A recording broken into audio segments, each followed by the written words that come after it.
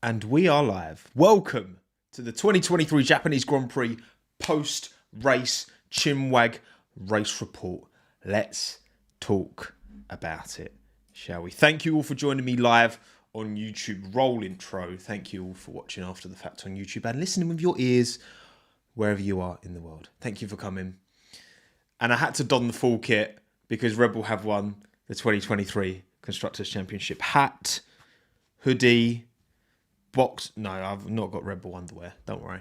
I've worn this like once, this hoodie, and it's quite, I quite like the fit on it. And this is actually quite a nice cap. So there you go, navy, all matches, right? What's the term? What's the term that I'm looking for? I've always been a huge proponent of Red Bull. It's kind of like a glory hunter, kind of, you know. It's like hunt the glory. I can't do that in football as a West Ham fan, but in Formula 1, I've always been Red Bull and only Red Bull, of course. And yes, I am on time. Well done, me. Well done, me. Now, obviously, this morning was a very early start. I set my alarm at 3:30 UK time, AM. Got up, showered, out the door at like just gone 4. Went to Last Lap studio, filmed Last Lap from 5:30 onwards. Did the podcast afterwards. Had some breakfast. Got home at like 11 AM. And actually, I feel all right.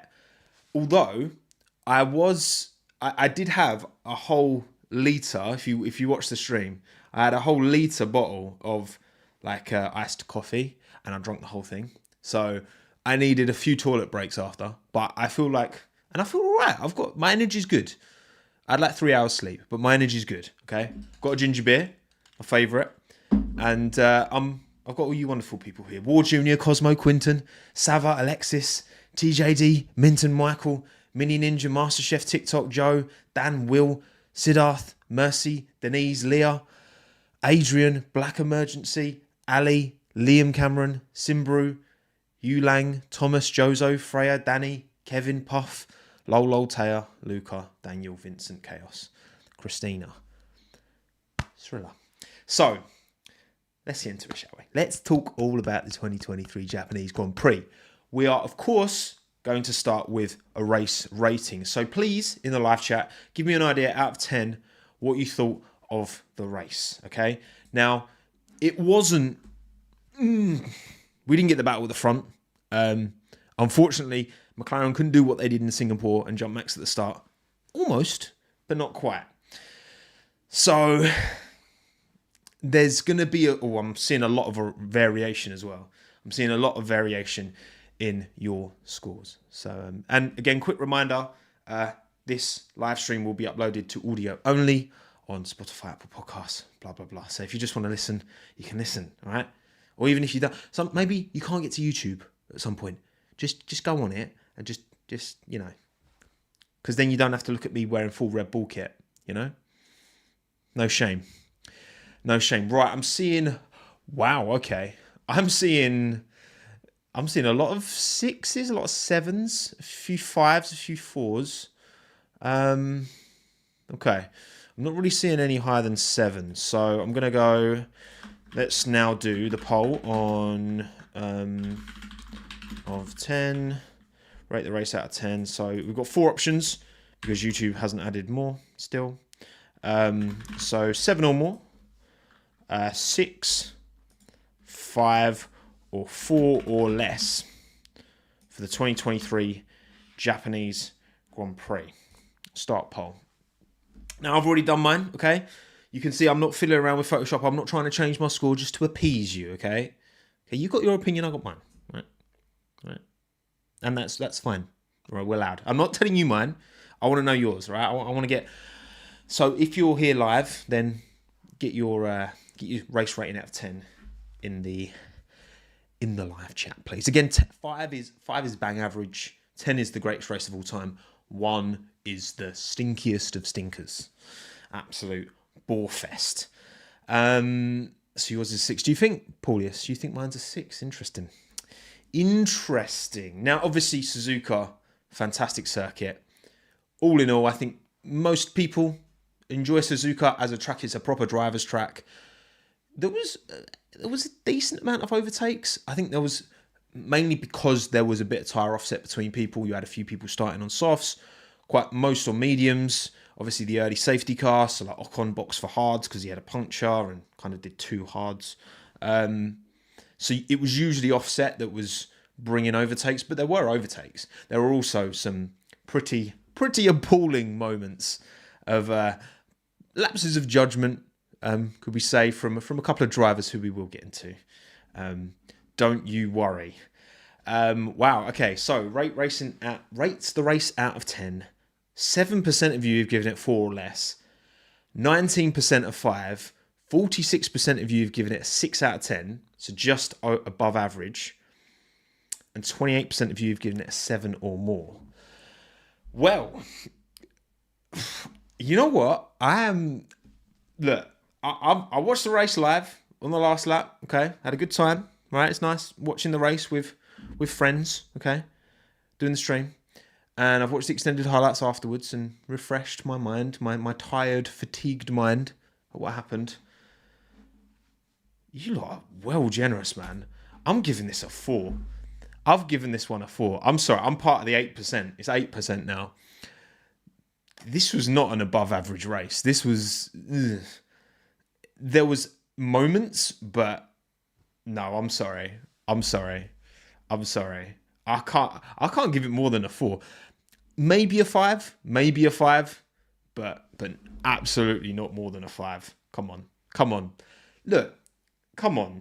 Let's not get it twisted. This race was, It was. I wouldn't go as far to say it was a bad race, but it's not a. Well, it may be memorable for certain weird decisions, both driver decisions and FIA Checo related decisions, which again we'll get into. Come on. You can't give this more than a 5 absolute maximum. I don't know, man. 45% of you have given this a 6. That even as Max Verstappen's biggest fan and Christian Horner's biggest fan, I can't give this maybe a 5, but I've given it a 4.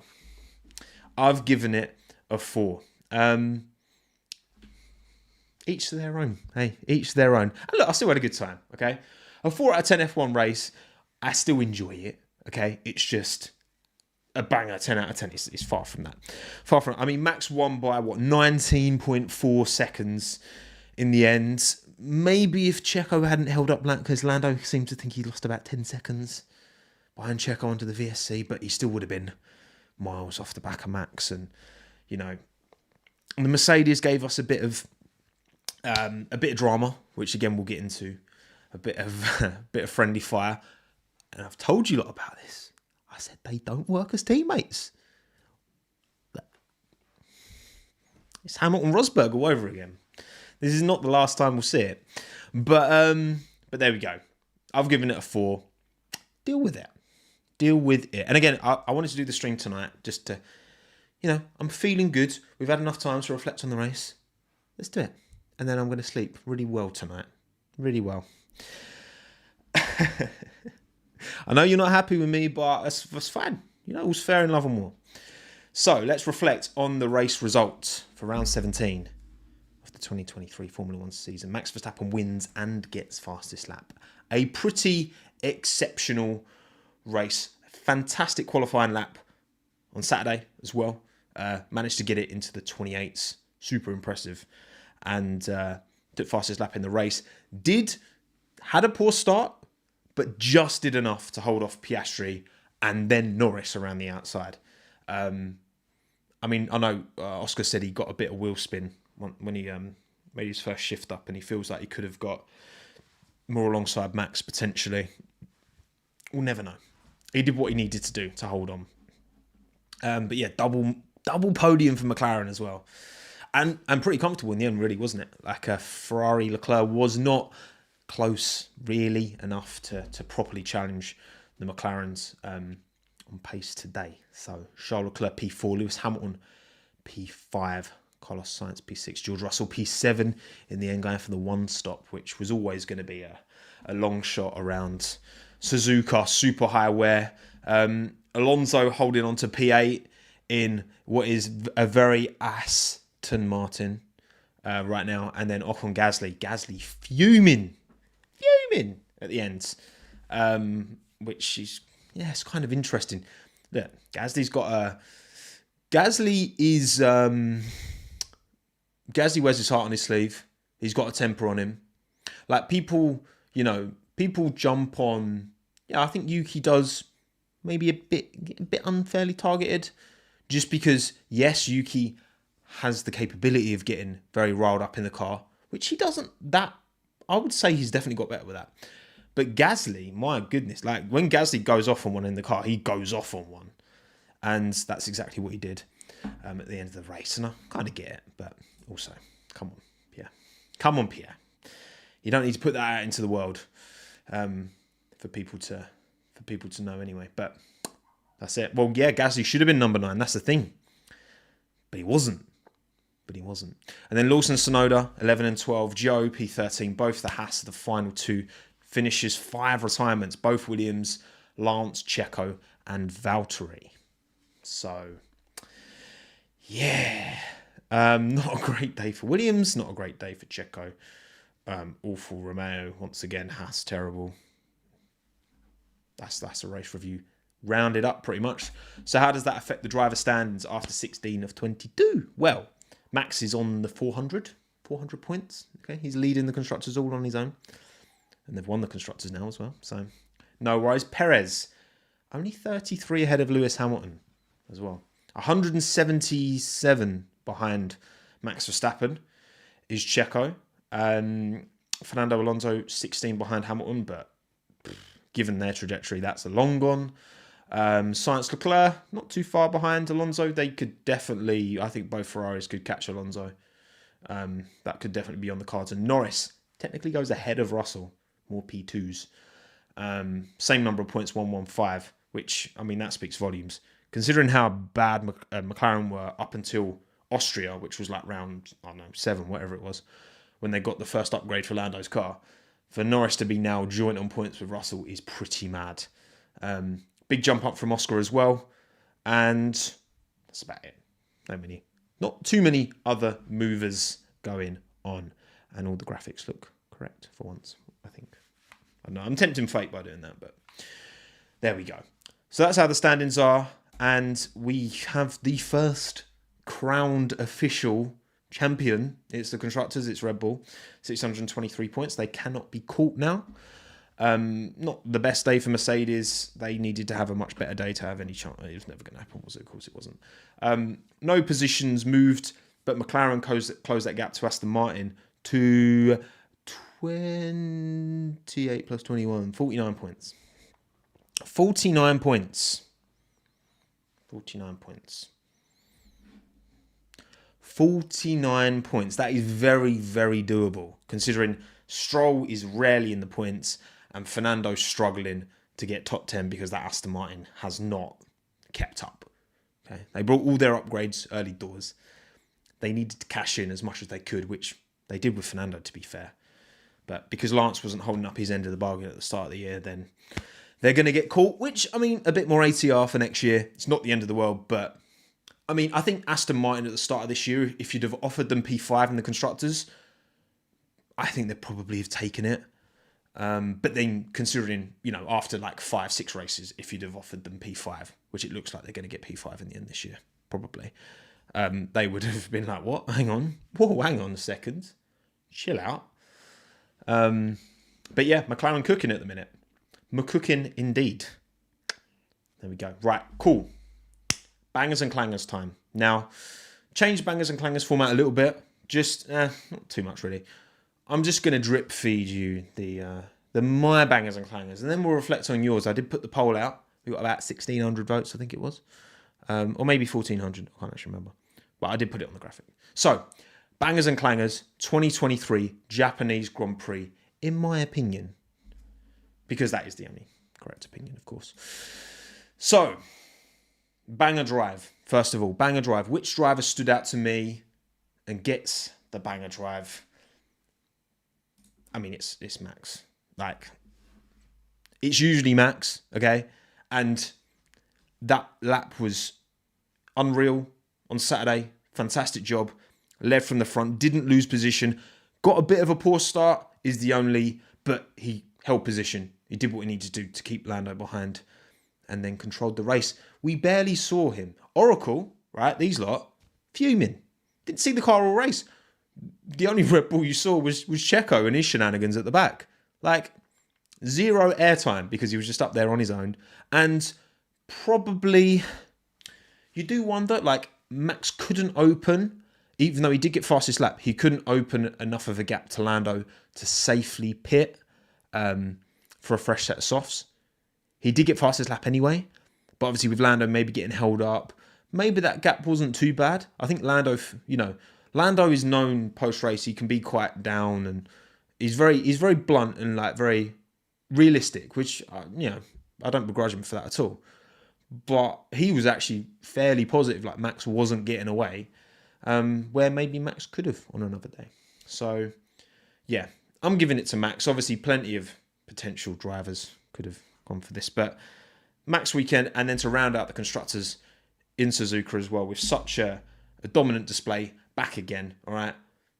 Yes, obviously the technical directive clearly didn't affect Red Bull. Clearly that was a coincidence, but whatever. And yeah, Max Verstappen banger drive. So clanger drive. And again, there's two main people who come to mind, of course. I've gone for Logan. Big shunt in qualifying, which made his team had to work overtime. They had to build a third car, didn't they? Like the third chassis, technically. So he had to start from the pit lane and then take a 10-second. And then he just takes out Bottas. And I'm like, my goodness. Oh, Logan. It's not good. It's not good, is it? It's not good. Yeah, but you know what as well? Logan, I feel for him. But the cheek of him post-race, when you listen to the drivers talking post-race on the F1 YouTube channel, and he kind of like he was like, I'm surprised Bottas didn't like see me lock up and try and cut back. I was like, no. Just hold that, Logan. Like, come on. That was on you. That was not on Bottas. All right. Just accept, okay? Accept the L. It's not been good, and it seems to be snowballing. And it's, look, the team keeps saying that there's pace there, and he keeps saying about, he's happy with the weekends up to a point in terms of the pace, but yeah, when you're making these mistakes, and again, look, this is a track where Albon was nowhere in qualifying. Wasn't great in qualifying. Who knows? Because he had contact straight away early doors, but not good for Logan. Checo, you're lucky that you've got away with this one, mate. Don't worry, but we will get into you. Okay, we will get into you. Okay, so those are my bangers and clangers driver-wise. For team banger. I mean, it's obviously McLaren, isn't it? Come on now. I mean, McLaren 1-2, first 1-2 for the season for them. Fairly comfortably clear of Ferrari. Quite comfortably the second quickest car, which I'm trying to think. I guess, I don't know. I'm trying to think the last time a team looked comfortably second quickest to Red Bull, ignoring Singapore, of course. When was the last time, chat, that a team looked as comfortable in second place? I'm trying to kind of remember, like, was there a race where Mercedes were comfortably the second quickest car? Yeah, Aston, actually. Aston, probably. Monza? Yeah, Monza. Oh, yeah, of course, Monza. Sorry, I'm stupid. I did completely forget Monza. Aston at the start of the season, but yeah, you're right. Ferrari at Monza. I wouldn't say anywhere else, though. I wouldn't say, oh my God, Newcastle won 7-0. Wow. And that's away at Sheffield United. Damn. Yeah, I think Ferrari at Monza. I guess Ferrari at Azerbaijan as well. In qualifying, but But either way, McLaren can be... I mean, man, the turnaround's crazy. The turnaround at Woking, insane. And credit to them. Massive credit to them. Credit to you got to give credit to Zach for making the changes that he did, because clearly, you know what, I used to be a big proponent of Andreas Seidel. I mean, Stella's come in and they got Key out as well, and they've changed things up and they've turned it around very quickly. And Seidel's gone to Alfa Romeo, and they're even more... They've got worse, it seems. But we'll get on. No, it's not 8-0, is it? Oh my goodness. Whoa. I'm sorry any Sheffield United fans who might have come to this live stream to avoid what's going on. 8-0, bruv. That is mad. 8-0. Oh my goodness. Anyway, right. Next. So Banger Team McLaren, easy dub. Clanger Team. Now there's a good bunch of potential ones here. For me, I've given it to Aston Martin. Now, Williams double retirement, Haas right at the back, Alfa Romeo being awful. Aston Martin got P8 points. Well, hang on. No. Because Lance Stroll's rear wing was buggered for no clear reason, right? So was Lance Stroll caught in contact? Regardless, right, that's a retire Stroll, right? He's doing all right, and then that's retiring. And then Fernando, my gods, fed into the Lions. The pace is just falling off a cliff. The thing is, Albon got caught out of nowhere with, there was nothing he could do. Logan was being Logan. I can't put too much responsibility on Williams. They literally rebuilt Logan's car overnight and a third chassis. So I feel kind of bad trying to slam Williams too much, because it was more on Logan and bad luck for Alex.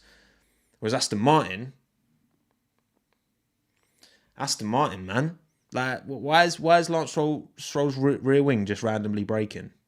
It's not good enough. Why are you pitting Fernando too early and then leaving him to... Nah.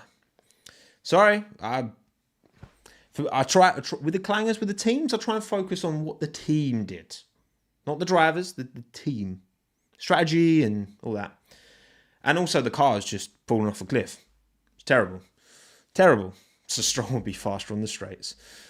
And Aston have to take responsibility for that Lance retirement. As far as I'm aware, he didn't get damage, contact damage. The rear wing broke for no reason. So there you go. That is my explanation for my votes. They're my bangers and clangers this weekend. Now, obviously, I have my own perspective. But again, I ask you, like I always do, for your bangers and clangers. And they are as follows. Boom. 1,406 votes. So thank you for voting, all who voted. Banger drive Oscar Piastri, 40% of the vote. Which, I get it. It's his first podium, okay. Bit generous. I've got a lot of time for Oscar, right? Objectively, he was quite a bit slower than Lando race pace-wise. Yes, he out-qualified Lando. First time ever at Suzuka. Impressive. Don't get me wrong. But he was quite a bit slower than his teammate in race pace. So, I can't give him it, personally. But it was fun. Most impressive? Yeah. Look, given the context, fine. 40% Oscar Piastri, 28% Verstappen, 25% Norris, great drive from Lando, 2% Lawson, rep that. I rate that. Clanger drive, as you can see, not too many options here because the votes were so focused on two drivers that there was no point putting anyone else in. 90% of you gave Clanger to Sergio Perez. Checo. Oh, man. Damn. This guy is just... I don't know if you saw... you know what? I was feeling kind of... I actually posted it. I said I had a litre of coffee. Iced coffee. Well, after I finished the live show, I was, passing some of that. And then I tweeted, basically asking, whose whose season was worse, Albon 2020 or Perez 2023? And look at my Twitter. It's a bit of a whitewash. Obviously, recency bias is a thing, of course, right? Checo's just had one of the worst weekends of his F1 career, but yeah. Either way, not a good day for Checo, and we will get into that. 7% of you gave it to Sargent. 7% Sargent, which is a lot less than it should be. I mean, Sargent had a bad weekend. And then Checo was like faffing about under the VSC as well, wasn't he? But yeah, whatever. Both of them shockers, all right? They can go in jail on their own. You know, I hope the next really 3D video has Perez and Sargent in the jail at some point, okay? I'm looking forward to that. Thank you, Vislo, for the 5 Canadian. Banger. I hardly... Well, look, Vislo, there you go. Thank you for the 5 Canadian, buddy. Appreciate it. Oh, dear. You almost got me. Banger team. 94% McLaren, of course. 4% Red Bull, fine. Yeah. Constructors, that's cool, makes sense. Clanger team, 56% of you went Williams. 15% Alfa Romeo. 13% Aston Martin. 7% Mercedes. Okay. There are many potentials, okay, in the team. I mean, the fact that Haas, who finished last of all of the runners who finished the race, aren't even in your top 4 for Clangers, speaks volumes, okay? That speaks volumes. They weren't even in the top 4. I had to double check. I was like, and there's no way Haas didn't even make the top 4, and they didn't make the top 4. So, I mean, by their standards, yeah, a Haas bag. Okay, cool. Right, sweet. Let's go through team by team now, and let's wrap this thing up, okay? Let's wrap this by going through all the teams, starting with Williams. Because Albon was actually kind of, going into this weekend, he was kind of positive, more so than he was, way more than he was about Zandvoort, and Zandvoort was pretty good. Q2 is like minimum expectation of Alex now in that Williams. And also, I did forget Williams, didn't I? I think last post-race, I forgot Williams. Thank you, Lucas, by the way, for the 249. Perez getting out again to serve penalty was a farce. We will get into that, Lucas. Thank you for the super chat, buddy. Appreciate it. But it was interesting from Red Bull. Certainly challenging the assumptions that we have around the rules, but it was within the rules. But it won't be for much longer. Yes, Alex was quite confident. That lap 1, well, before even turn 1 incident, the pincer, because you had Ocon on the right, Albon on the left, Bottas in the middle, and obviously Ocon's kind of drifting over to the left. He must not. I don't think he could see Alex, because Alex was closer to the side of Ocon than Bottas was. I think he knew Bottas was there and was trying to kind of squeeze him over.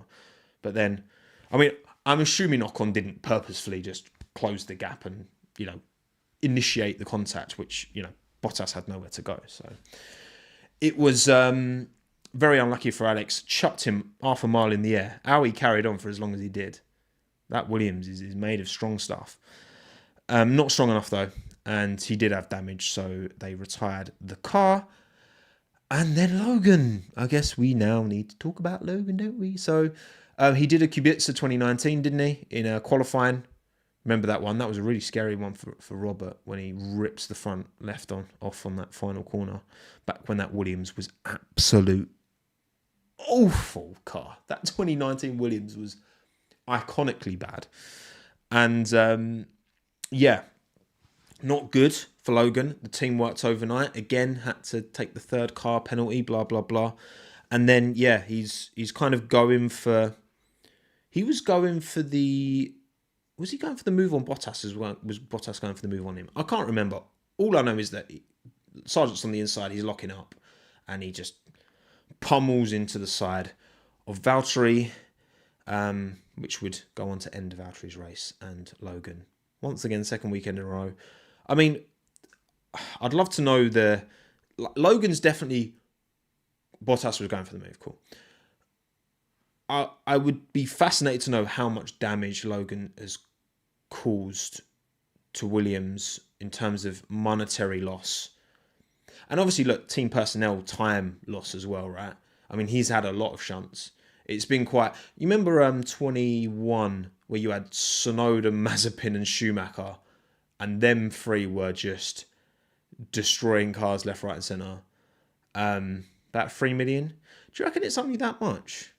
Yeah, maybe it's not as much as I thought it would be, but yeah, it's not good. And look, I've talked about this before. You know, when I talked about Logan being in trouble, you know, are Williams a team that can afford to take, you know, risks for want of a better term, with a young driver and accept? Because I think Logan will improve with time. I think any driver's going to improve with time. And I think Logan, you know, you look at his junior career, you know, him fighting with Pourchaire and Piastri in that F3 championship in 2020. You know, that doesn't happen if you don't have ability and talent. And, you know, he's having a tough time of it. I think Albon's a really strong teammate. I think Piastri is clearly generational. I think from what we're seeing anyway. He's much closer to Lando. Lawson's done a fantastic job. It just piles the pressure more on Logan. But also, you know, if Williams, you know, there's nothing in it for Williams to take on Lawson because they're just giving, you know, seat time to a driver that they're going to lose at the end of next year to a direct rival. You know, probably AlphaTauri or whatever they're going to be called next year. So... yeah, and look, remember, originally Williams were going to have Piastri, weren't they? Because Alpine brokered a deal with Williams to take Piastri for a year, probably, maybe two, and then keep Fernando in the Alpine. But then obviously that all then quickly fell apart. So Williams wanted, which Albon Piastri would have been a sick little lineup, I'm not going to lie. Seeing how good Piastri's been at McLaren, like that would have been a sick little lineup. It wasn't to be. They gave Logan the opportunity. Again, I mean, Tsunoda was washed in his first season, but with the Honda backing and the lack of junior drivers coming up, he was safe and has been able to improve. Maybe there isn't a clear... I don't think Drogovic is... yeah, he won F2. It took 3 seasons to win it, which... okay, fine. But he did win it quite convincingly. Did a very good job. Do I think he'd do a better job than Sargent? Maybe. I mean, he's done quite a bit of F1 car running with Aston Martin. Do I see Drogovic getting into that Aston Martin anytime soon? Look, I mean, Stroll's... I don't know. Stroll started very early, so maybe he does, you know, throw in the towel and go the De Vries way of Harvard. Fancies something different in life. I don't know. I think, you know, Stroll's not going to get any better.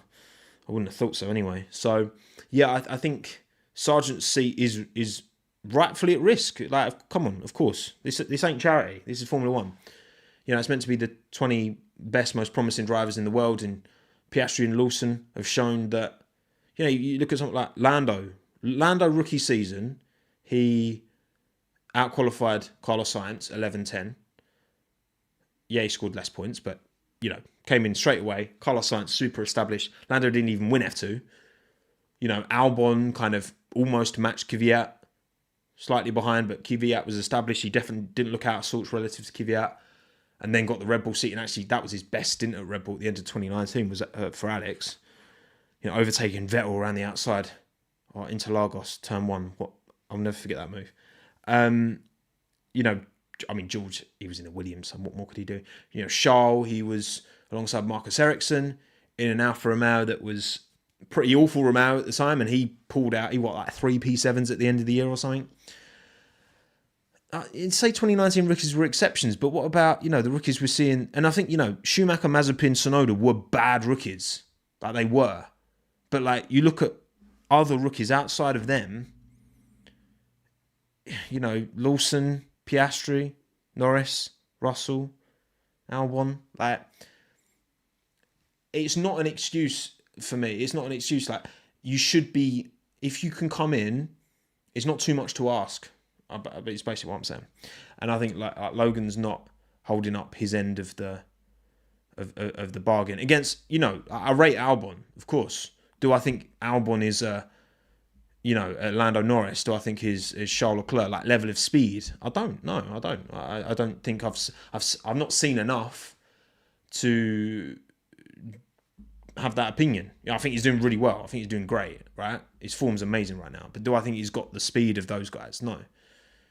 And yet Piastri has come in alongside Norris, and he's not that far off. He's not there, but he's not far off. So, yeah, I don't know. I honestly don't really know what Williams do, because, again, if they give Logan another season, then, he will improve, and he is their driver. And if it comes good with Logan, it could be really good, and maybe he's just a bit of a slower burner. Maybe not. I'd love to see Polo in that seat, but that's not going to happen. So, yeah, once and forget for Williams. Bit of an L.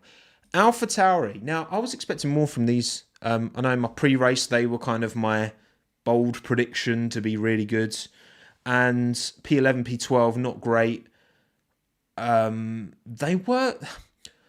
It was really nice. It was cool to see Lawson go for it. You know what I mean? He knows he's not got a seat in the AlphaTauri or the Red Bull next season. He's a reserve. He could just go for it. Quality little battle with Tsunoda. Both of them, they kept it clean as well, which was sick. Tsunoda felt they should have swapped positions at the end because he was coming through on fresher tyres. He had more pace, but he couldn't get the move done. Obviously, it's Suzuka. I think they say you need about a second and a half to actually... You need that delta to get the move done. And... But yeah, super impressive from Lawson again. He's got the most recent experience at Suzuka, hasn't he? Because he did earlier this year in Super Formula, and then he's doing the season finale at Suzuka for Super Formula on the weekend of the Mexican Grand Prix as well. So I want to try and watch that race if I can, because obviously I'm extra interested now. Because Lawson it's a bit of a long shot. It looks like Miata's going to win the title, but he's ahead of Nigiri, so. And he's in a Mugen Super Formula car. So, yeah, Lawson's well positioned there to potentially win Super Formula. The thing is with Liam, right, when you look at his racing record, I was talking about this earlier on the old Last Lap podcast, right, which you should check out if you want a nice podcast to listen to about the F1, which comes out on Tuesdays at about 6 p.m. We usually put it out. Liam Lawson, his racing career, I'm just going to pull up his Wikipedia. Total Wolf. Wikipedia. Yeah, I know, right? Wikipedia. Right, so I just want to go through, right? So his racing record in open wheelers, right? Open wheelers. And let's start at ADAC F4 2018, second, right? Then Euro Formula 2019, second. Toyota Racing Series 2019, first. FIA Formula 3 2020, 5th. Toyota Racing Series 2020, 2nd. F2 2021, 9th. So, on the weaker end. But then DTM 2nd, should have been 1st, right? We know your crimes, Van der Linde, right? We don't forget them. And then F2 last year, 3rd. And then Super Formula this year, 2nd. Could well be 1st. Liam's not won, he's won what? Again, Toyota Racing Series 2019 and some New Zealand Championship in 2016, right? But he's always up there. And that consistency of being up there is very impressive. And you look at what he did in DTM. He smoked Alex. He did. He was the better driver over the course of the year. Me as an Albon fan, right? In 2020, watching that DTM season with Lawson, most of the time, beating Alex and looking quicker than Alex, I was like, oh, this is like watching West Ham. The team / driver I love getting beaten. This is like watching West Ham losing in an FA Cup final match against I don't know, Crawley or something. It was just, I was like, oh God, Alex is XF1 and he should be doing well. He's getting beaten by Liam. Oh God. And to be fair, at the time, I didn't rate. Obviously now I'm like, oh, Liam's clearly he's got that dog in him. You know what I mean? And look, you're right, Casper. Maybe he's meant for GT racing. It's a different discipline, but again, it shows versatility, which is very important in a driver. Very important. Very important in a driver. Liam's, he's a serious driver for sure. Absolutely. He really is. Perez isn't even worthy to be Max's eggs Benedict. That is an odd thing to say. But there you go. To be honest, he should get the Williams seat. Again, what's in it for Williams? Sonoda, would be a bit disappointed he lost position to Liam. In the end, he did seem quicker race pace wise, but just, the team weren't going to let him have a go on. He didn't really, he wasn't going to be able to catch the Alpine. So, yeah, I mean, very good from Liam once again. Yuki was okay. Strategy, a bit for Liam, but for Yuki, sorry. But all in all, it's 11 and 12, just outside the points again. Liam's almost got points 2 races in a row. 3 races in a row. Where he got P11 in the race. What race was it? I can't remember the race. What was the race? Find the race. What was it? What was the race? It was the Italy, wasn't it? Yeah, Monza. Monza, he got P11 as well. Yeah, there you go. And Zandvoort, he wasn't a mile off as well. Like every race, Liam's either got in the points or really close. So, well done, Liam Lawson. Happy for you. Happy for you. Not too much more to say. Upgrades weren't as good as I was hoping they would be. Alfa Romeo, awful again. They were slowest in qualifying in every sector. Joe extended track limits, so his time got deleted. So he was stone dead last, wasn't he? No, sorry, Sargent was stone dead last. Was he? Yeah, he was. And then Bottas, 16th, so both out in Q1. Alfa Romeo. When does Audi arrive? I mean, right now Audi are like, do we really? Oh, is this really the team? Like, I don't know. It's not. They need a jump up seriously next year, man. Because I do wonder how they're going to brand that team next year. Whether it's just going to be Sauber, because the way they're performing, Audi aren't going to want their name anywhere near it until they can at least get into the midfield. Yeah, it's just a bit rubbish, isn't it? There's really not much to say. Bottas got taken out. Joe had an alright recovery. He seemed pretty happy post race, to be fair. He came back to P13, so finished ahead of the 2 Haas and didn't not finish. Whoop-de-doo. I've not got much more to say than that. Sorry. And talking of Haas, absolute ass from Haas once again. That US spec Austin Grand Prix better be a Red Bull beater, I swear to God. Yeah, man, Haas nowhere. Again. Magnussen got taken out by Perez. Hulkenberg. One thing, Magnussen does seem to have... He's, 2 qualies in a row, I think, now. He's beaten Hulkenberg. He seems to be starting to get on top of this car, which is nice to see because he's a very good driver, is Kevin. And I think we won't seeing him at his best with this car, but he seems to be somewhat sorting it out. It's relative, of course. He's still towards the back, but he did out qualify Hulkenberg again. Did they race? I thought they just ran qualifying. I mean, they might as well, mightn't they? They might as well. Oh, Haas. Never mind. Can't win them all. Okay, Aston Martin. I want to talk about Aston Martin next. Again, Stroll's rear wing just randomly broke, which is a bit of a shocker. He also went out in Q2 or 1? 1. Yeah, he went out in Q1. Because Fernando, to be fair, Fernando only just got through. Hang on, let me... what was the 2023 Singapore Grand Prix? I'm sure Fernando only just squeezed through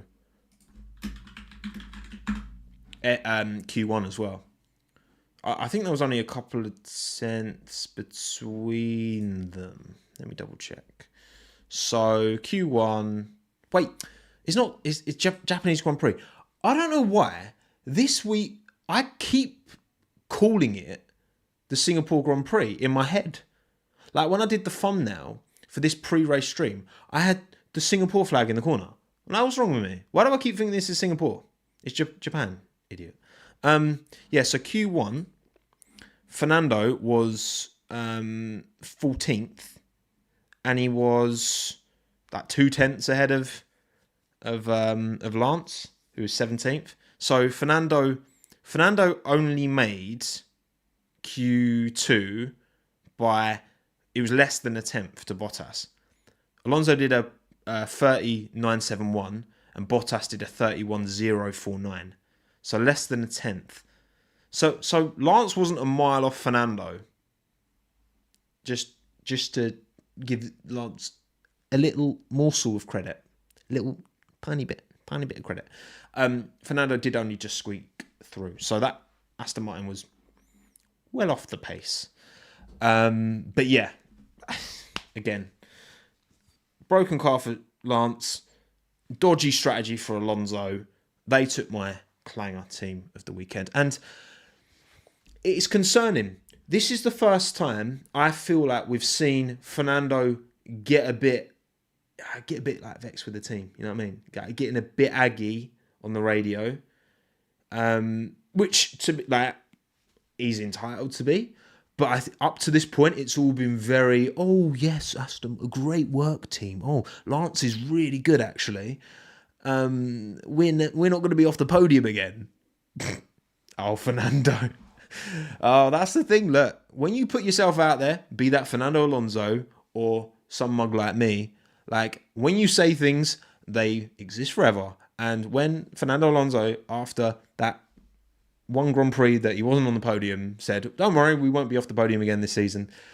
Unfortunately, the team and car could not keep up their end of the bargain. So, bit concerning. Look, again, I think they took a massive step at the start of the year. And I know Fernando's talked about there's going to be an upgrade / some upgrades potentially between now and the end of the year. Look, they got to hope that there's something. I mean, that they were. You look at the sectors as well. You look at the sectors in qualifying. They were bad in like sector 2 and 3 in particular. Not great in sector 1 either. So, it's McLaren had a bad start to the year. Now they're doing really well. Aston, role reversal. We know that with these regulations and like teams tripping over each other, and like only Red Bull really like nailing it from the start and keeping on that same, because the RB18 versus this RB19 as it is now, like fundamentally, obviously they've developed it loads, but fundamentally it's the same philosophy, because Newey just nailed it from the outset, and Washe and the team, the whole design team at Red Bull killed it, obviously. So yeah, I think that, Fallows needs to work out what's gone wrong. If they lose P4 in the constructors, yeah, all right, it's a bit of an L, but a little bit more wind tunnel time, a bit less prize money, but Lawrence has got the bag, so it's not going to be the end of the world. So, I mean, I'm sure Lawrence Stroll wipes his rear end with less than $12 million, maybe. But I could see it.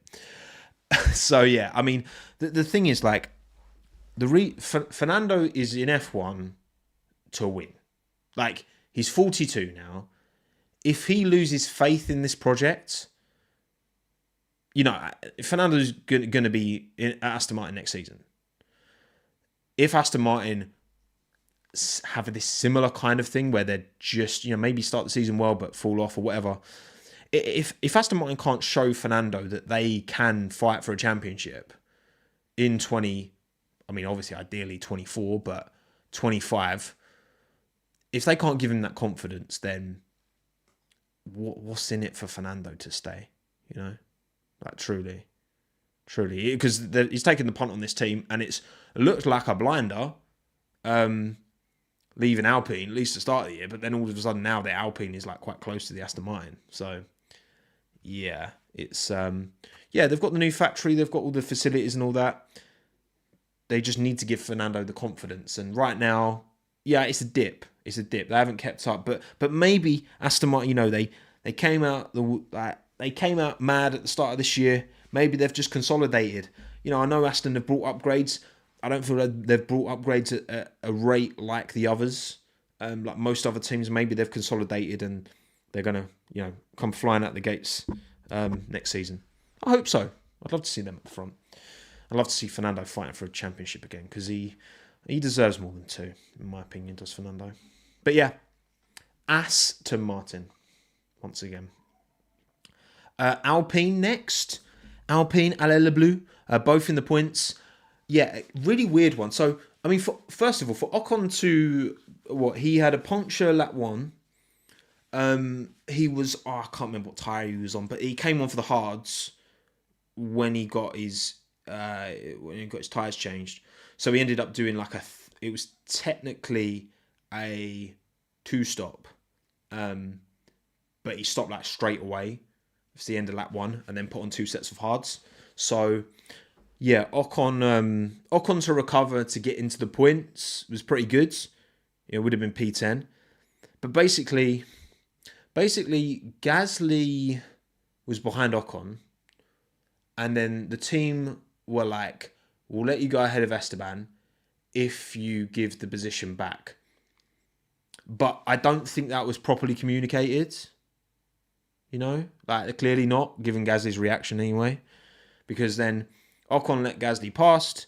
Gasly couldn't catch Fernando. And then Alpine were like, right, reverse you 2 back. And then Gasly very much like, you know, kind of threw his toys out the pram. Very, very angry on the radio with the team. Very angry. He's like, oh, I know what you're doing. It was a little bit like, oh, bloody hell. Like, all right, Gasly, I get it. You're frustrated, but I don't know. It seems a bit much. Let me find the. Let me try and find a transcript actually, because many of you will not have seen. Is there's like a transcript somewhere of exactly what he said? Actually, you know what? I can probably just play the audio, can't I? Okay, so I'm gonna just do desktop audio on. Try not to blow your eardrums out. Please pair. I'm doing it. Can't really hear. Don't have to say anything now. We'll discuss it after. We'll discuss it after. Okay, that's a checker flag. That's a checker flag. Scenario 12. Scenario 12. You gonna say anything else, Pierre? Oh, on this one, it's not. No, so when he pulled out, he was going like that out of the car. It was actually quite funny. You should find the clip. Him going like giving a middle finger out of the car. Yeah, basically, Pierre was fuming. So he was not a happy boy. Not a happy boy at the end. Yeah, it's not a good look. It's not been particularly well managed by Alpine, clearly. And for Gasly to be that wound up, that feels like a bit much to me. Like, to be honest, like you've been let past your teammate. Yeah, all right. Gasly thought he was quicker anyway, so he was like, I was quicker than Esteban anyway. So if you didn't tell, like, I would have passed Esteban anyway. Yeah, you didn't have to tell me to.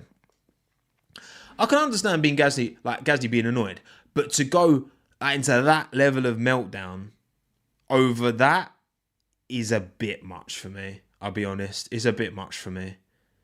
You know? Like, I'm not being funny. If like... I'm not being funny. If Yuki Tsunoda pulls that, then he's getting held to a different standard. I'm just saying, right? Yeah, like, I understand him being annoyed, of course, right? I get it. But to that extent, come on. Yeah, it's not worthy of, and then it, you know, essentially creates a talking point at the end that just doesn't help, you know. But that's Alpine for you. But yeah, good recovery drive from Ocon, good drive from Gasly from what we saw. Like, not too much to, he outqualified Ocon. Ocon seemed to be a bit quicker in practice sessions, but nothing to say really, is there? Nothing really to say on Alpine. just Gasly getting a bit overzealous, I think, with the upset. All right, Mercedes. Wow. Okay. This is... Oh, we've still got that. I'm 55 minutes in. And I've not even talked about Mercedes, and I've not really talked about Checo either. How do I manage this? How do I manage to talk on my own in a room to a camera with 1,330 amazing people? How do I do it? Crazy. Don't know how Hannah puts up with me, honestly. So, Mercedes. Oh, Mercedes. What were you thinking giving them both 2-year contracts? Look, I kind of, in terms of individual talent, George, Lewis, together in a team, both incredibly talented racing drivers. All right, Lewis needs no explanation. Okay, they're the only two qualifying teammate pairings. They're 8 in qualifying. They are bang level, the two of them. I think this year Lewis has been quicker overall, and that does reflect in the points, of course. Big deficit between the two of them, and it's balled over many a time, and they're not even fighting for wins. That's the thing. That's what's kind of crazy as well. How often, when you're fighting for a victory, right, you can understand more so than fighting for P5, P6. And I think, Mercedes didn't really help themselves either in their management of it. So, first of all, I guess what we had, George putting the move on Lewis at the start, which was a good move into the final chicane, but then Lewis got him back down the straight. Good little bit of scrapping, right? Good fighting. They gave each other racing room. That was good, like that. Then George went back on the attack through the... I can never do corner names. You know the one where basically George went for the outside, Lewis was on the inside, and look, it was a move that I think if like Lewis went off the track defending to stop George going around the outside. Like he did. Like Lewis didn't keep all four wheels on track, and George stayed behind. Like spoon, there you go. Like that's a fact, right? That's kind of a far less egregious version of what Max did to Lewis in Brazil 2021. Way less egregious, but because Max pushed Lewis off to like he pushed Lewis into Argentina, right? From Sao Paulo. Like it was crazy, right? It was a bit naughty from Lewis. I think if they're not teammates, that's maybe getting a penalty. I mean, again, there's run off at Spoon, so it was fine. But that was a bit naughty from Lewis, for sure. And then obviously George gets on the radio and he's like, we should be racing others, not each other, blah, blah, blah. Which, I mean, George, you're like, I'm not being funny, you're the one on the attack. Like, if you don't want to race your teammate, you're the one who's behind, who's attacking him. I was like, that was a bit weird. But yeah, and then obviously Lewis comes into the pits because it feels like, George had more pace at the time. Lewis seemed to be struggling a bit more on the tyres. And yeah, look, so then we come to obviously towards the end. I don't know. I think that... So again, we all know the scene. So George is doing the one stop. He's ahead. Lewis is behind him. Sainz is behind Lewis. Now, by the time Lewis caught up to George, Sainz was about 2 seconds off the back of Lewis. So, outside of DRS. And, if George lets Lewis pass, then, like, straight away, lets him pass, then George would immediately get eaten up by Carlos. And that's exactly what did happen in the end. Remember, Lewis also had damage from Perez. Is that confirmed? I didn't actually know that. Sure. But yeah, Lewis was quicker. He was on the fresher tyres. George is ahead.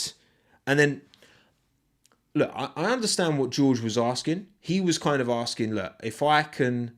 Lewis is in a better place to defend from Carlos than me. If I hold position ahead of Lewis, then Lewis can defend Carlos. I can give Lewis DRS, kind of like what Sainz did to help out Lando to stop George from overtaking. I get the premise, but then obviously Mercedes kind of left it like really late, and then was like, okay, like Lewis is gonna get past, like let Lewis past, and then George is behind, and then George obviously quite quickly gets overtaken. I mean, even with Lewis giving George DRS, which he kind of did, but not really. Carlos was always going to overtake George. I mean, George's pace was in the mud. Terrible pace.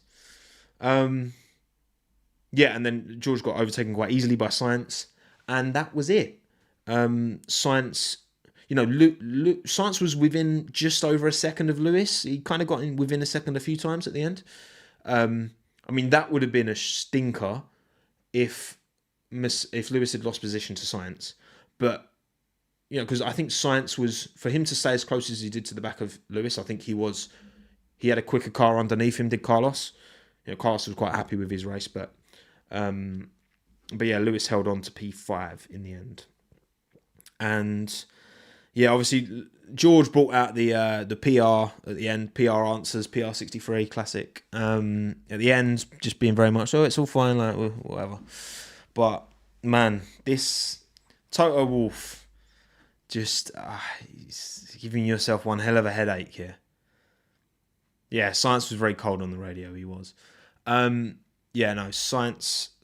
did I think as good a job as he could have. But yes, Toto's, these two, man, they're not even fighting at the front, and it just keeps happening. And Mercedes aren't controlling it.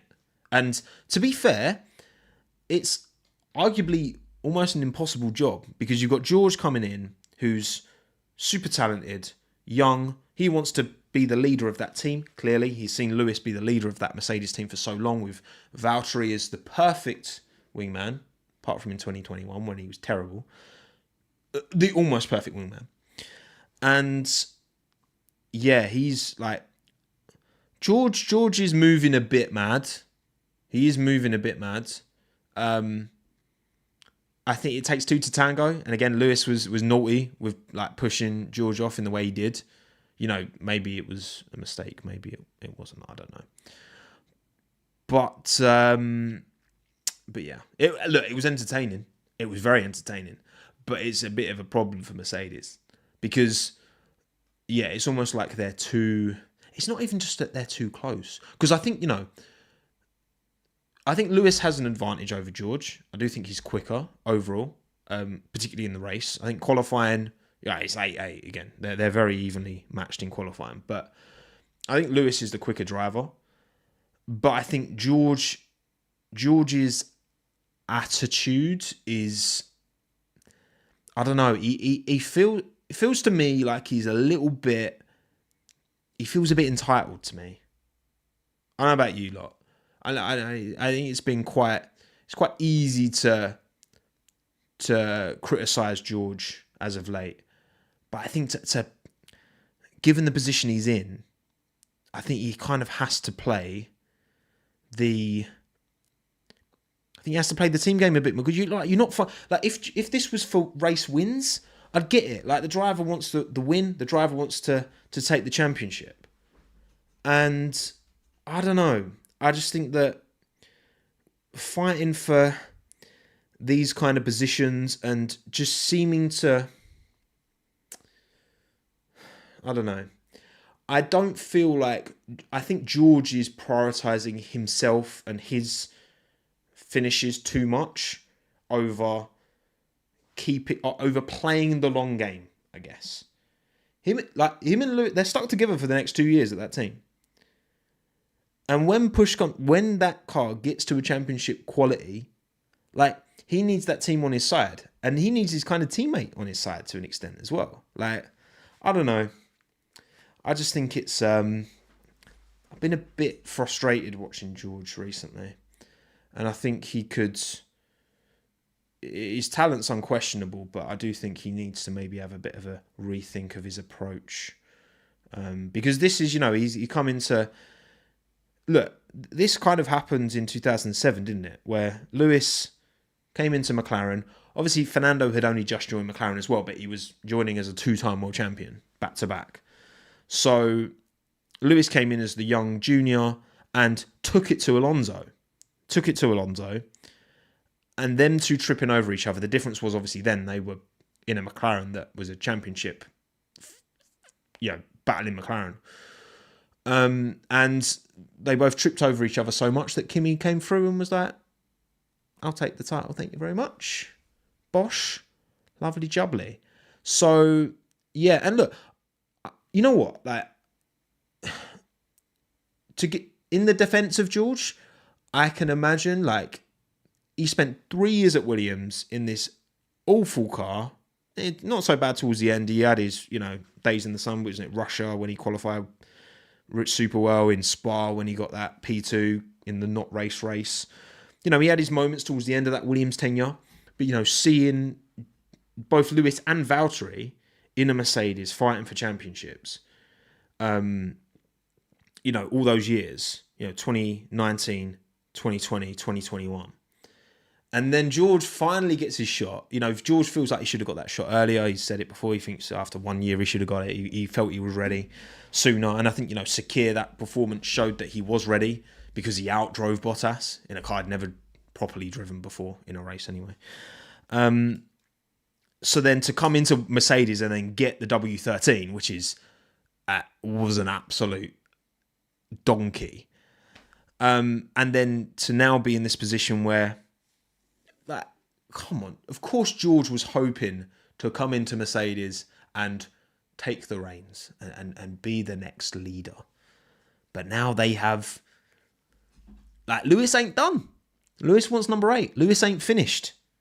And you know that if they give... I still feel, if Mercedes are in a position to have a car to fight for a title, if they're going to prioritise anyone, they're going to prioritise Lewis. Because that team feels, understandably, Mercedes will feel, and Toto, I'm sure, will feel that he owes Lewis a shot at an 8th title. And if push comes to shove, if Mercedes are going to pick, which, if you're going to fight for a title, you kind of have to. You kind of have to, really. And this is, again, the problem with not having a clear 1-2. Then they're going to go for Lewis. To make Lewis 8-time world title winner, the statistically greatest of all time, with Mercedes on 7 of those titles, versus George getting 1 when they've still got maybe, 10 years of George potentially, maybe more. They're going to prioritise Lewis, of course they are. So yeah, 2016 run it back. It's similar, man. And I'm surprised that Toto is... I guess maybe he felt his hand was forced to kind of bring George in, and rather than potentially lose George to someone else, because he's matched Lewis Hamilton in qualifying. No one's done that since Rosberg. I can't even remember. To be fair, I can't even remember Rosberg's record relative to Lewis in qualifying. But look, to be fair, he's only had Bottas since Rosberg, so Bottas was good in qualifying though, so just in the races. But yeah, it's a difficult one, isn't it? It's a difficult situation Toto's in, but you'd say a good problem to have. But again, I just feel like, someone like Charles Leclerc, Carlos Sainz, I don't know. They work better as a team. I feel like they work better as a team. And it's almost like with Mercedes, you've got Lewis, who's been so used to winning that compared to most drivers, Lewis is going to be the least kind of accepting of anything other than the best, because he's not used to not being able to fight. Again, he's won a race in every season he's raced in F1 bar last year.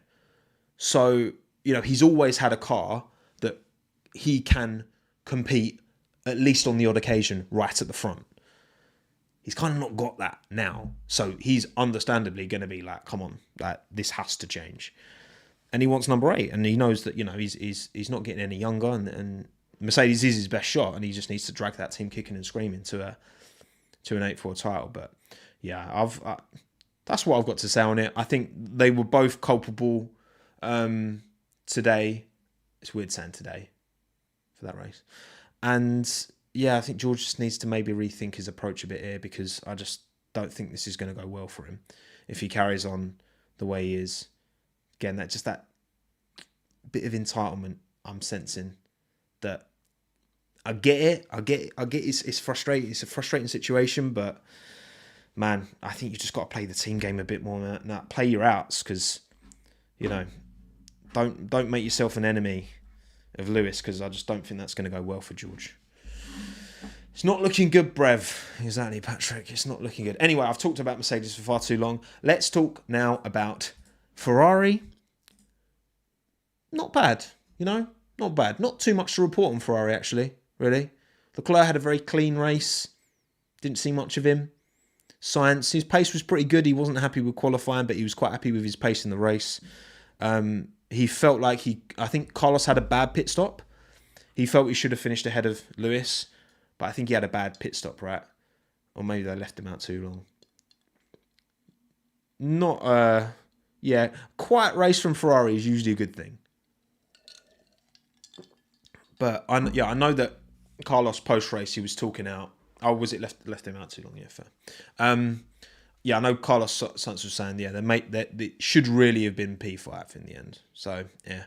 But, yeah, Leclerc kept it clean, out-qualified Carlos, and, yeah, just, I've not got much to say about Ferrari, which is good. Well done, Ferrari. Well done. Maybe things are starting to... No, I'm not going to get carried away. Come on, it's Ferrari, but not bad. Not bad from the Grazie Ragazzi merchants. Not bad, but not quite as good as McLaren. Ooh. Where are my papayans? There's many of you out there. And look, I'm just saying, right? When I had my little sit-down chat with Lando and Oscar, right? That was just before the British Grand Prix. Now, since then, they've been pretty sick. So, is that maybe part of the... Look, McLaren. McCluskey is my surname. McCookin. Look, what can I say? Mika Hakkinen called it. He knew. Mika Hakkinen, my favourite F1 driver of all time. He was my guy. He was growing up. I was a Hakkinen guy. Got to say, I was a Hakkinen guy in that McLaren, in that West McLaren. Beautiful. These two.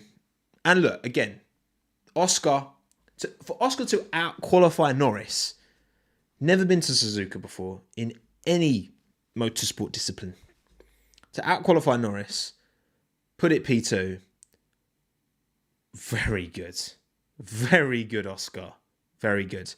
Lando showed his quality in the race, for sure. Got the move done on Oscar at the start. It was a little bit of contentious. Well, I think just a little bit of miscommunication maybe, where Oscar didn't let Lando through. But, Oscar's going to play the team game. Maybe it was a bit... it's like Oscar... There's a difference between overly defending and just making a bit of a mistake. I think maybe there's probably just a bit of miscommunication there, I reckon. Kind of like with in Monza when he hit Lando. I think that was just him just misjudging how little temperature he had in his tyres. But yeah, Lando was quite comfortably quicker than Oscar. Oscar got the cheap VSC pit stop, didn't he? The VSC came out when he was halfway down the pit lane, which helped him. That put him in front of Norris, but then Norris was way quicker. So, yeah, obviously, Oscar's got some looking in to do to work out why his pace was quite significantly off of Lando's. Again, Lando was a bit held up by Checo under the VSC, so the gap between Oscar and him could have should have really been quite a bit bigger. But yeah, Oscar's doing the right thing, man. He's a rookie and Lando's exceptional. So, just take the P3, thoroughly deserved.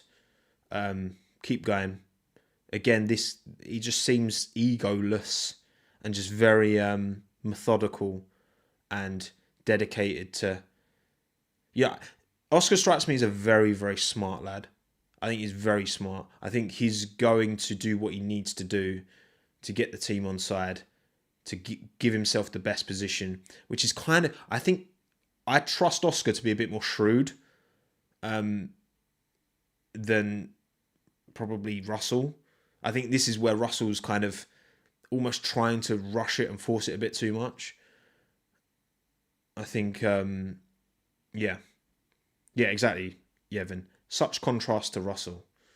You need that cool head. And look, yeah, introvert vibes, new Iceman. Yeah, man, it's hard to not like Oscar. It really is. Like he's seems like a very sound lad. He's starting to kind of come out of his shell, I think, a bit more now in like the social stuff that they put out. He's not a extravagant fella, and he's here to do a job, and he's doing it very, very well, very, very well. And yeah, Lando, very good race from Lando. Again, Oscar pipped him in quali, but gave Max something to think about around the outside and kept reasonably close to Max throughout. I mean, look, Lando's doing what he can. I've seen there's that whole thing, like he's got the most points in F1 history without scoring a win, which, okay. I mean, that doesn't mean anything. Like, first of all, there's more points on offer now than ever. That's one thing. He's also got to that point total in less than half the races that Nico Hülkenberg took. And I still think that's an unfair thing to hit Nico Hülkenberg with. Look, it's a stat. That's the kind of Wikipedia stat that doesn't actually mean anything. That's the kind of stat that Toto Wolff is like, For Red Bull and Max, for Max to win 10 in a row, that is a stat that has meaning because it demonstrates, like, how they managed that. 10 in a row is crazy. Like, most points without scoring, whatever. But yeah, it's just very good. It's just very good. Very good vibes from McLaren. They've turned it around. But again, the fact that McLaren have been able to jump up so high and, on pace quicker than the Mercedes and Ferrari this weekend, have been quicker than the Mercedes and Ferrari on multiple other weekends, it just demonstrates how badly Ferrari and Mercedes have fumbled the bag, given their privileged position that they were in at the start of these new regulations, with all of their resource, with, McLaren have only just built their wind tunnel. Ferrari, Mercedes didn't have these issues. They just messed up. They just went in the wrong direction. And, McLaren pivoted, made the right choices to go down the Red Bull route, and they're eating good right now. They're eating good right now. But look, things can change quickly, but that McLaren trajectory is phenomenal. And Stella, man. Stella is doing a stellar job. Isn't he? My goodness, Andrea Stella. Very good. It was always a bit like, I wonder. But you look at his CV, you look at his track record, it was at Ferrari for years, wasn't he? Moved to McLaren, has been at McLaren since like 2015, I think. I think when Fernando was with Jensen, I think Stella was there. Yeah, McCookin indeed. Helita. What is Alpine's excuse? There is none, Rivethead. There is none. No excuse. Just Alpine. But there we go. Not much more to say on McLaren. Let's round it out. An hour and 21 minutes in, and we've not talked about Red Bull Racing. 2023 Constructors' Championships. First of all, Max Verstappen. Again, banger drive for me. Great qualifying lap. Pushed. He didn't need to push that hard, and he did. GP challenged him to get a 28, and he got a 28. And then in the race, again, a bit of a slow start, but held on, did what he needed to do, and didn't see him all race. Dominant win. Bosh. Can't ask for anything more. Done. Now, Checo. Thank you, Wincat, by the way, for the €2. Checo fan. Glad it wrapped. around from bad to funny. Look, Checo fans, I know this pain. I lived through 2020. I know what it's like to see your driver, who you believe in, and you believe get slaughtered by Max Verstappen, and also make a bunch of mistakes. Okay? It's not a nice feeling.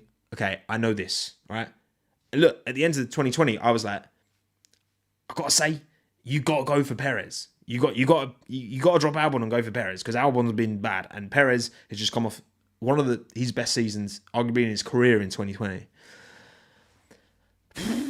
Checo, bruv, like, mate, it's so bad right now. It's so bad right now. Look, that poll I referenced earlier, right? Which season was worse? Which, look, I mean, it's a very open to. I literally put the poll out while I was having a dump, and it's currently 80% think Perez 2023. Now, of course, recency bias plays a huge role in that. Alex was miles off Verstappen in 2020. Had plenty of stinkers he took out. Kvyat, I remember that in the Nürburgring. That was a shocker when he just swiped Kvyat. He had a bunch of shunts. I remember Bahrain, he had a shunt. He got lucky, really, in... where was it? He got his 2 podium. He got lucky in Mugello because, like, everyone crashed out. He got lucky with his... I understand, right? Let's just caveat. Alex was terrible in 2020. It was also his second season in Formula 1. Look, Checo Perez is not going... my issue, right? Checo's not going to get any better in this car. This car doesn't work for his style, okay? There's a really good video. I'd recommend it from Driver 61, Scott Mansell. Big love to Scott. And he talks about, and there's been lots of, it's kind of quite well understood. Checo likes a more understeery car, less peaky car. Max has the confidence to drive a car with more instability and can extract this performance. Checo, and so that in certain tracks, Checo is able to, get more out of the car relative to Max, because certain tracks cater to his style. In the same way, like, K-Mag was saying about how, the Haas was all right in Singapore because it was all 90-degree corners. The Haas struggles in those more long profile corners, the medium high-speed ones. This car, Max is not going anywhere anytime soon. Yeah, maybe end of 2028 he'll leave. So Red Bull will continue to develop this car. Max is still young. He's the poster boy of Red Bull racing and Formula 1 right now. He's dominating the sport, and if he continues this way, he will go down as one of the all-time greats. There's no question. This level of performance is something we don't see very often, right? There is no reason that Red Bull will change their direction to suit Checo. They're going to keep going down this direction, developing a car that is... That's the thing. Max can live with the instability that comes with a quick car. You take away stability for speed. And so many drivers would need... All right, no. You need to give me more stability if that's going to lose a bit of speed. Max can live with it because he is exceptionally talented. That's not going to change. This is the thing, right? That's not going to change. So Checo is going to continue to struggle with this car. It's easy to forget. This will be Checo's 3rd season at Red Bull. 2021, 22, 23. He'll have had 3 full seasons at this team. And right now, it's the worst it's ever been, really. Him and, like, that relative gap to Max. You would expect with time that Checo would... This is painful to watch. It's painful. It's honestly like a driver of Checo's... I honestly... I find it a bit... Like, when I reflect, because this is going to, unfortunately... This is going to define Checo's career, I think, in a lot of people's minds. This stint at Red Bull. All his podiums in a Force India, delivering way above where that team, was All right, way above, maybe not. He delivered when those opportunities presented itself, right? He's got plenty of podiums to his name, which a driver like Hulkenberg wasn't able to manage, right? 2020, exceptional season, won in Bahrain from the back. Like, all of that he's gonna be remembered as a Barrichello. And I think that, no shade to Barrichello at all, but like, this car, it's the same as Ricciardo. Like, Ricciardo went into McLaren, got into a car that didn't work with his style. Daniel and Checo are of the same generation. They're both in like 33, maybe 34. You know, you can't, once you get to that stage, if a car doesn't work for you, you're not going to have the, what's the word? You're not going to be able to change that instinctive style. Like, Daniel's said this loads, and Checo's gone on record and said this loads. Again, check out Driver 61, Scott Mansell's video. That they're having to think about the driving, you know. Oh, is that Hannah trying to come in? I'm still streaming, Han. This is a banger stream. Oh my god, is it Minton? Minton? Is you disrupting the stream? Come on. Don't run. Close the door, Han, so you can't run away. Okay. Thank you. Right, Minton, what are you... Sorry. It's just... I'm not going to apologise, because I know you like to see Minton. And you got to see Minton without me putting an ad break on. I'm not going to bother. This is a very long stream. Hello, buddy. Who's that? They're your fans. The stream has peaked. How dare you, D4? How dare you? And we've got 1,337 viewers, which we all know what that number means, if you're my age anyway. What was I saying? Yeah, so I don't see any way in which this gets any better for Checo. Like, all I see is that, yeah, at these odd street circuits, he'll be closer. But again, like, Max, I don't feel like we'll see what we saw in, you know, Baku, for example, next year. What we saw this year, where Checo got ahead and stayed ahead. I just don't think we'll see that next year. I think Max won't allow that to happen. So this will continue to be a painful experience for Checo. He's not going to win a title in a Red Bull with Max as his teammate. It's not going to happen. And it just makes me wonder, like, you know, Checo's already come out and said, you know, what about keeping his options open for 2025? He's talked about, you know, he's obviously he's been in F1 for a long time. He's got a family. He's got kids. I don't know, man. Like, I struggle to see how Checo justifies, just on like a human level, carrying this on. Because, I mean, Albon, obviously, he's a junior, young driver, took a battering from, like, you know, fans, media. Gasly the same, took a battering. And particularly Gasly because there was no precedent. You know, he was the first driver to come in after Ricciardo. And he lasted 6 months in the team. And then knocked it on the head. Well, they swapped him. And he did a great job in the Toro Rosso. You know, Gasly was really good, that 2019 Toro Rosso, when he went back. Got that P2 at Brazil, didn't he? I don't see how it gets any better for Checo. And I just think it's sad. It's getting to a point now, it's just, because that's the thing, right? With Gasly and Albon, they were unknowns, right? Gasly had done all right at Toro Rosso, got a shot at Red Bull, not done great, went back to Toro Rosso and then rebuilt his career and proved himself, and now he's a good F1 driver. Albon, you know, was lucky to get the F1 shot in the first place at Toro Rosso. He was going to race in Formula E, got the seat, did well in 2019, did very well in 2019, I think, like, relatively speaking, and then mudded in 2020. You know, he's got this shot at Williams and he's been able to rebuild his career. You know, Checo's had a long-standing career in Formula One. It was very against the grain for Red Bull to sign him, but they did it, and he did the job that they needed him to do in 2021.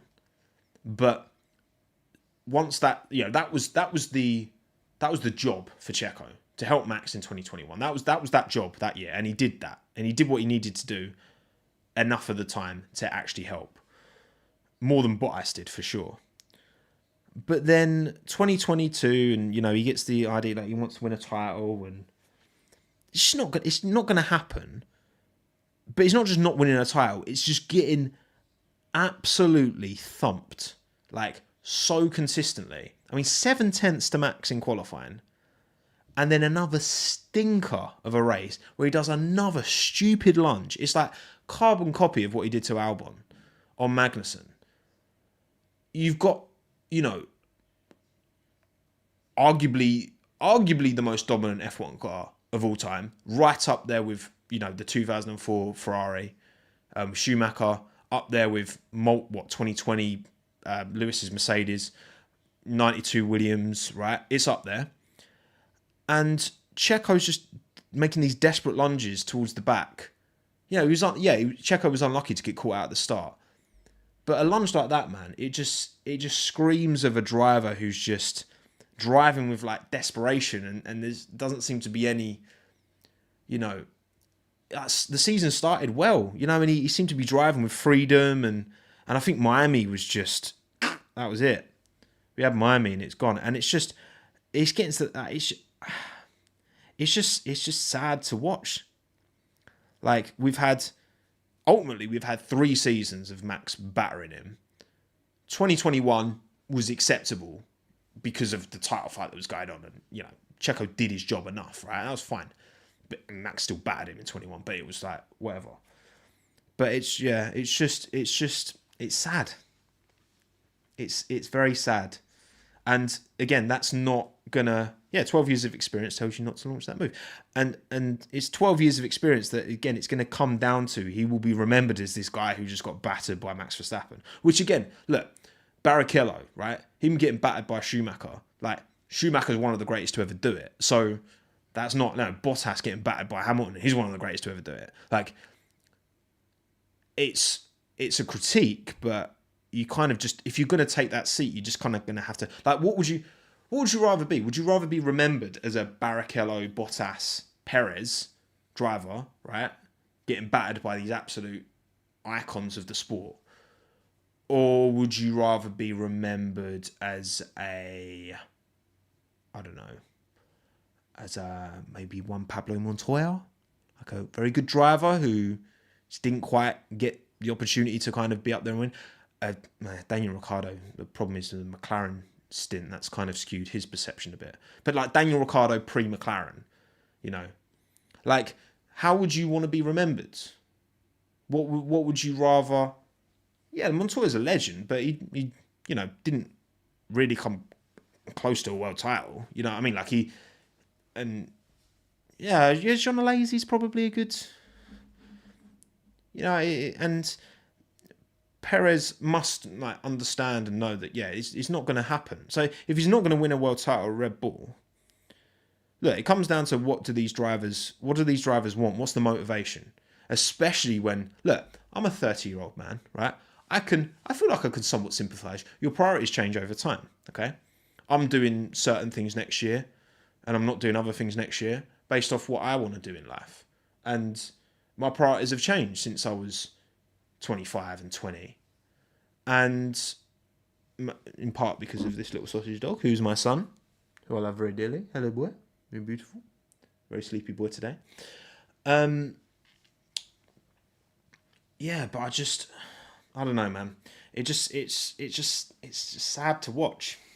It's very sad to watch, and I don't know. There's been talk, is there some kind of clause, like if Checo doesn't get second, would there be a break clause? I don't know. Look, Red Bull have the money to pay off anyone if they really want to. Checo obviously brings a huge amount of support in the kind of Latin American region. And there's a lot of sponsors on that car that come via Checo and his support, which, Red Bull Racing like money as much as anyone else. That only helps his cause to stay in the seat. But I don't know, just that how much longer, if I can try, if you and I, if we can try and put ourselves in his head, which no one else can, right? But if you're in that position, I could just like, because you know you're not going to win a title against Verstappen. You might get the odd win. You're going to get battered most weekends, and there's unfortunately when any driver is being consistently beaten by their teammate by more than like 4/10 or more, I think they're going to be consistently criticised for it. Sorry, that's sport. That's what. It's nothing personal. Like when Albon was getting battered by Verstappen, he was getting a lot of fair criticism. He was getting some unfair criticism as well, and so was Checo. But like most of the criticism was fair and valid and just. And you say got to take the Rosberg route, but I don't think Checo's got the ability. You got to remember, like Lewis and Nico were of a similar age. They came up through the system together. Don't think Nico had the raw pace of Lewis, but Nico had the. He was close. Nico's way closer to Lewis than Checo is to Max. I'm sorry, like clear as day as far as I'm concerned. So yeah, it's just. Thank you, Lulu, for these €6. Minton jump scare. Best stream ahead. Well, this stream is coming to an end soon because Daddy's been talking for far too long, hasn't he, Minton? Yes, he has. Yeah, look, is what it is with Checo. I don't know, man. I don't know. I think that I don't want to see him getting peppered anymore because I like Checo. Checo does great things. Like, he seems like a really sound bloke. He does amazing like charity work. Back in Mexico working with schools. Like, he's donated literally millions. Like, he's a good guy. Like, he's a good guy and he's pulled out some incredible performances over the years, particularly when he was in that Force India. You know, winning in Bahrain. What a performance that was. But man, it's not good. But there you go. Not much more to say on that. Thank you all for joining me for a bumper stream for a 4 out of 10 race, which it's a 4 out of 10 because it's a 4 out of 10. I still managed to talk for ages, but there's topics to dive into in there. So thank you all for joining me. Please remember to like the stream if you got this far on YouTube. If you got this far on the YouTube stream or the VOD after the fact, go into the comments and type Tommo's with the my new stickers for the little merch drop that's coming very soon. Don't forget to register your interest. tommosracinggoods.com, linked below. Exciting. Been a long time coming. Someone said 8 out of 10. That's crazy. Put that in the and you can put it in the live chat as well. And just make sure you put it in the comments down below. Feed the algorithm. Feed it. Feed the algorithm. And yeah, I've got a really good idea for this week's video, actually. I'm really excited to do this week's video because it's a cool, different idea that I've not done before. And I think it's going to be really good. So probably Wednesday, new video. Again, don't forget to check out the audio-only version of this that's going to go up. And I'm going to try and make some short form out of this as well and post it on TikTok because I feel like I should be posting more short form. We'll see. So thank you again for coming, for joining me for an hour and 39 minutes. Say goodbye, Minton. Ciao, adios. We're done. Sorry, audio-only people who can't see Minton. And I will see you soon. I still don't feel tired, actually, considering I've only had 3 hours kept. But yeah. Cheers, everyone. Stay blessed, as Lewis would say. Used to say, not really anymore. And well done, Red Bull constructors. Deserving, especially with Max at the wheel. But there you go. And sort it out, Checo. Sort it out, Sergeant. Not good enough. I'm done. Goodbye, everyone.